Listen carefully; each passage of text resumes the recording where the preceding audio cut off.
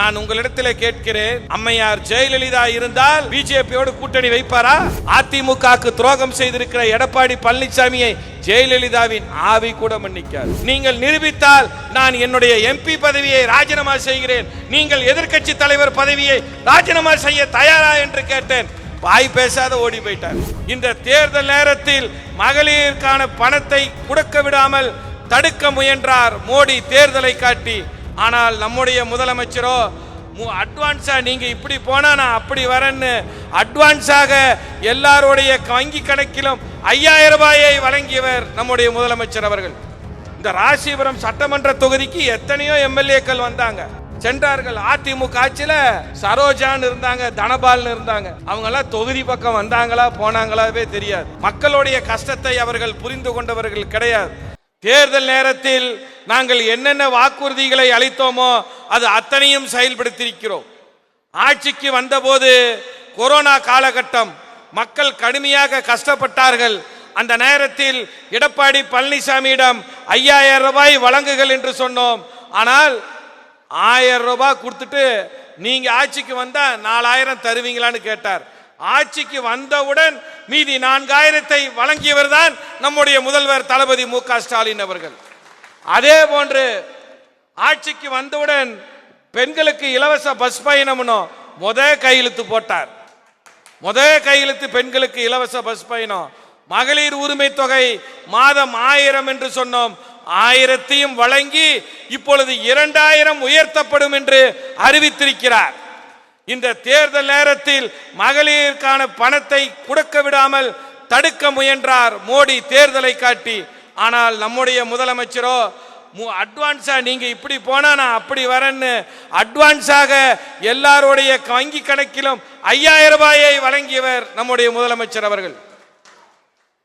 எண்ணற்ற திட்டங்கள் அடுக்கிக் கொண்டே போகலாம். பெண்களுக்கான ஆட்சி, புதுமை பெண் திட்டம். புதுமை பெண் திட்டம்னா என்ன? காலேஜில் படிக்கிற பிள்ளைங்களுக்கு 12ஆம் வகுப்பு வரை அரசு பள்ளியில படிச்சுட்டா அதுக்கு மேல எந்த கல்லூரியில் படிச்சாலும் மாசம் 1000 ரூபாய். மகளிர் சுய உதவி குழு கடனை தள்ளுபடி செய்தோம். 5 பவுன் வரை நகைக்கடன் தள்ளுபடி செய்தோம். விவசாய கடனை தள்ளுபடி செய்து மீண்டும் விவசாயிகளுக்கு கடன் வழங்கினோம். கலைஞர் கனவில்ல திட்டம். இந்த நாமக்கல் மாவட்டத்தில் எங்கேயுமே குடிசை இல்லைன்னு எங்களால் நெஞ்சை நிமிர்த்தி சொல்ல முடியும். அனைத்து பகுதிகளுக்கு கலைஞர் கனவில்ல திட்டத்தில் 3 லட்சம் ரூபாய் கொடுத்து இந்த ராசிபுரம் சட்டமன்ற தொகுதியில் மட்டும் எந்த பகுதியிலுமே குடிசை கிடையாது, எல்லாரும் வீடு கட்டிட்டு இருக்கிறாங்க. அது பெயர் தான் கலைஞர் கனவில்ல திட்டம். இந்தியாவில் 3 லட்சம் ரூபாய் வீடு கட்டுறதுக்கு தராங்கன்னா அது எந்த அரசாங்கம் என்றால் அது திராவிட மாடல் ஆட்சி தலைவர் தளபதி மு.க. ஸ்டாலின் தான். இப்படி எண்ணற்ற திட்டங்களை அடுக்கிக் கொண்டே போகலாம். முக்கியமா இந்த ராசிபுரம் சட்டமன்ற தொகுதிக்கு எத்தனையோ எம்எல்ஏக்கள் வந்தாங்க, சென்றார்கள். அதிமுக ஆட்சியில சரோஜான்னு இருந்தாங்க, தனபால்னு இருந்தாங்க. அவங்க எல்லாம் தொகுதி பக்கம் வந்தாங்களா போனாங்களாவே தெரியாது. மக்களுடைய கஷ்டத்தை அவர்கள் புரிந்து கொண்டவர்கள் கிடையாது. 40 ஆண்டு காலத்திற்கு முன்பு ராசிபுரத்துக்கு ஒரு கூட்டு குடிநீர் திட்டம் இருந்தது, காவேரி தண்ணி வந்தது. இந்த ராசிபுரத்தில் மக்கள் தொகை பெருகி போய்விட்டது. எங்கு பார்த்தாலும் ராசிபுரம் சுற்று வட்டாரம் முழுக்க நாமகிரிப்பேட்டை ஒன்றியம், வெண்ணந்தூர் ஒன்றியம், ராசிபுரம் ஒன்றியம், பட்டணம், சீராப்பள்ளி, அத்தனூர், பில்லாநல்லூர், புதுப்பட்டி, இப்படி அனைத்து பகுதியிலும் குடிநீர் பிரச்சனை இருந்தது. 854 கோடியில் 2 வருஷத்தில் ராசிபுரத்தில் குடிநீர் பிரச்சனையை தீர்த்து வைத்தோம். எங்களால் சவால் விட்டு சொல்ல முடியும். இந்த ராசிபுரத்துக்கு எடப்பாடி பழனிசாமி நான் கூசாத பொய் சொன்னாரு. இந்த குடிநீர் திட்டத்தை நாங்க கொண்டு வந்தேன்னு நான் அப்பயே எடப்பாடி பழனிசாமிக்கு சவால் விட்டு சொன்னேன்.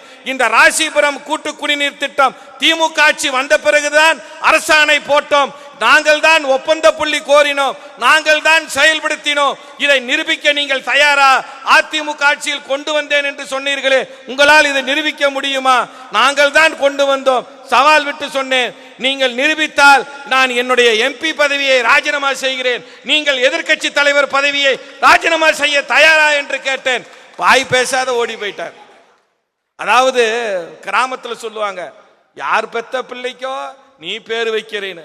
நாங்க மதிவேந்தன் எம்எல்ஏவாக தேர்ந்தெடுக்கப்பட்ட பிறகு இந்த ராசிபுரம் கூட்டு குடிநீர் திட்டம் எந்த வருஷம் 2022ஆம் ஆண்டு தான் அரசாணையே போட்டோம். இன்னைக்கு பட்டி தொட்டி எல்லாம் தண்ணி கொடுத்திருக்கிறோம். ராசிபுரம் பகுதியில் குடிநீர் பிரச்சனையே இல்லை என்று எங்களால் சொல்ல முடியும். ஏழை எளிய மக்கள், தாழ்த்தப்பட்ட மக்கள், ஆதி திராவிட மக்கள் வசிக்கின்ற பகுதி. வசதியானவங்க எல்லாம் ஆர்ஓ வாட்டர் போட்டுக்குவாங்க.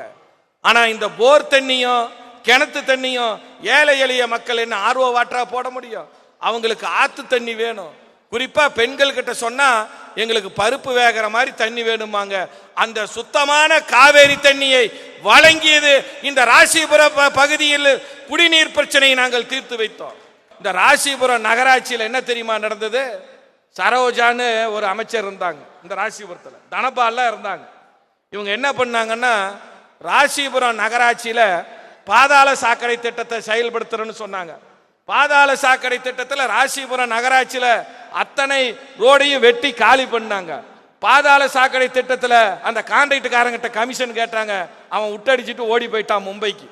ராசிபுரத்தில் பாதாள சாக்கடை திட்டத்தை அவங்களால நிறைவேற்ற முடியல. அனைத்து சாலைகளும் பழுதடைந்தது. சாலைகளை எல்லாம் வெட்டி போட்டாங்க. நாங்க ஆட்சிக்கு வந்தோம்.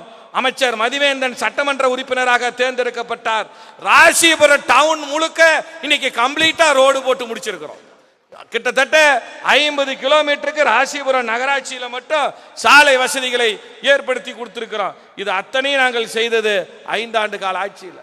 ஆனால் இன்னைக்கு எடப்பாடி பழனிசாமி யாரோடு கூட்டணி வைத்திருக்கிறார்? பாரதிய ஜனதாவோடு கூட்டணி வைத்திருக்கிறார். தமிழ்நாட்டு மக்களுக்கு எதிராக செயல்படுகின்ற பிஜேபியோடு கூட்டணி வைத்திருக்கிறார். நான் உங்களிடத்தில் கேட்கிறேன், அம்மையார் ஜெயலலிதா இருந்தால் பிஜேபியோடு கூட்டணி வைப்பாரா? கனமா சொல்லுங்க, கூட்டணி வைப்பாரா? வைக்க மாட்டார். அந்த அம்மா என்ன கேட்டாங்க தெரியுமா? மோடியா லேடியா? கனமா சொல்லுங்க, மோடியா லேடியான்னு கேட்டாங்க. ஜெயலலிதா அம்மையா இருந்தா கூட பிஜேபியோடு கூட்டணி வைக்க மாட்டார்கள், மோடியா லேடியா என்று கேட்டார்கள். ஆனால் இந்த எடப்பாடி பழனிசாமி இன்றைய தினம் பிஜேபியோடு கூட்டணி வைத்து தமிழ்நாட்டு மக்களை பிஜேபியோடு அடமானம் வைப்பதற்கு 2 காரணம்தான். ஒன்னு, கேஸ் வழக்கில் இருந்து தப்பிக்கணும். என்ன கேஸ் தெரியுமா? தான் சமந்திக்கிட்டு இருக்கிற வருமான வரி கேஸில் இருந்து தப்பிக்கணும். 2வது, கொடநாடு கொலை வழக்கில் இருந்து தப்பிக்கணும். அந்த அம்மையார் ஜெயலலிதா மறைந்து விட்டார். அந்த அம்மையாருடைய கார் டிரைவராக இருந்த கனகராஜ், ஜெயலலிதாவுடைய கார் டிரைவர் கனகராஜ், ஜெயலலிதாவுடைய சிசிடிவி ஆபரேட்டர் தினேஷ்குமார், ஜெயலலிதா பிரியா 5 வயசு குழந்தை என்ன பண்ணுச்சு நீலி, இவர்களை எல்லாம் துடிதுடிக்க கொன்றார்கள். இந்த கொடநாடு கொலை வழக்கில் இருந்து தப்பித்துக் கொள்வதற்காக இன்றைக்கு தமிழ்நாட்டு மக்களை யாரோடு கூட்டணி சேர்த்து வைத்திருக்கிறார் என்றால் பிஜேபியோடு இந்த எடப்பாடி பழனிசாமி கூட்டணி வைத்திருக்கிறார். ஜெயலலிதாவின் ஆவி கூட எடப்பாடி பழனிசாமியை மன்னிக்காது. அதிமுகவுக்கு துரோகம் செய்திருக்கிற எடப்பாடி பழனிசாமியை ஜெயலலிதாவின் ஆவி கூட மன்னிக்காது. இத்தனை துரோகம் செய்கிற இந்த எடப்பாடி பழனிசாமிக்கு வருகிற சட்டமன்ற தேர்தலிலே நீங்கள் நல்ல பாடம் கற்பிக்க வேண்டும். இங்கு நம்முடைய வேட்பாளர் டாக்டர் மதிவேந்தன் அவர்கள் இன்று இந்த இடத்திலிருந்து சொல்லுகிறேன், 40,000 வாக்குகள் வித்தியாசத்திலே வெற்றி பெற போகிறார்.